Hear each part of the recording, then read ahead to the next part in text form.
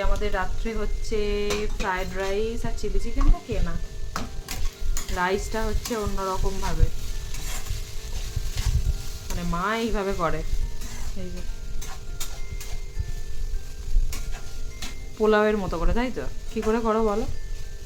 হ্যাঁ, প্রথমে ফোড়ন দিয়ে লবঙ্গ, দারচিনি, ছোট এলাচ, তেজপাতা ফোড়ন দিয়ে গাজর, বিন, ক্যাপসিকাম, যা সবজি দেবে যা সবজি দেবো, পেঁয়াজ দিলাম, দিয়ে একসঙ্গে ভেজে চালটা ভিজিয়ে রেখে ঠিক যতটা চাল তার ডবল জল এই রেশিওতে দিয়ে চালটা দিয়ে একটুখানি ভাজা ভাজা করে যখন ট্রান্সপারেন্ট হয়ে যাবে চালটা, তখন ওই জলটা দিয়ে চাপা দিয়ে দেবো। যখন ফুটে উঠবে তখন একদম সিমে করে ওই 3 থেকে 4 মিনিট, তাতেই ভাত ঝরঝরে হয়ে যাবে, রাইসটা ঝরঝরে।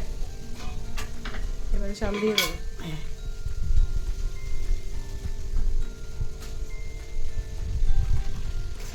1 কাপ জল। হ্যাঁ, এরকম না মেপে নিলে গন্ডগোল হয়ে যাবে।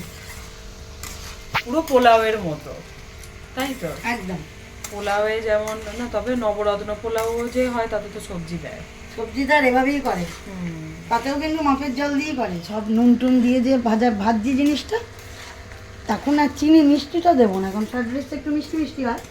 যখন চালটা একদম 80% সেদ্ধ হয়ে যাবে, তখন অল্প চিনি দিয়ে নাড়াচাড়া করে আবার বন্ধ করে রেখে দিলে তৈরি ঝরঝরে ভাত রাইস।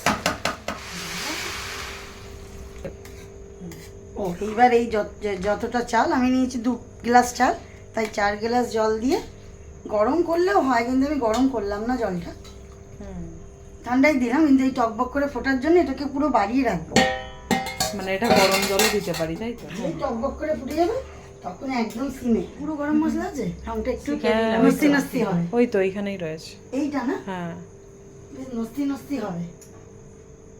একটু গুঁড়ো গরম মশলা দিবে, মানে সাদাটা হবে না, সাদা হবে না, যেরকম সেই রেস্টুরেন্টে হয় মিক্স ফ্রাইড রাইসটা। হয়ে গেল। হ্যাঁ, দিয়ে বন্ধ করে খানিকক্ষণ স্ট্যান্ডিং টাইমে রেখে দিলাম। মাপের মতো জল দিয়ে ফ্রাইড রাইস রেডি। বাহ, খুব সুন্দর গন্ধও বেরিয়েছে।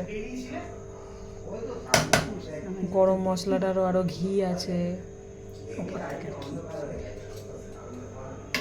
চলো এবার খাই, নিয়ে যাই।